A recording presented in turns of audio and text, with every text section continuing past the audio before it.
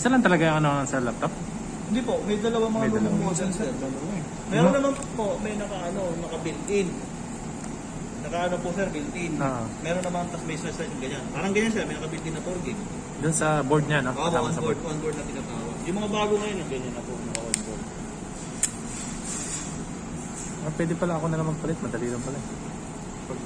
Yung upgrade yan. Yan ang maganda yung upgrade niya.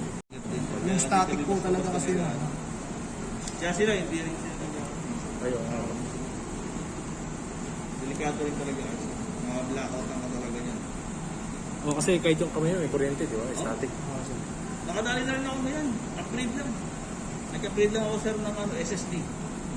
Pagkabit ko sir na static. Sa desktop, ganun din? Desktop hindi na. Ah, wala. Si laptop lang po talaga. Maselan kasi yung component ng laptop yan eh.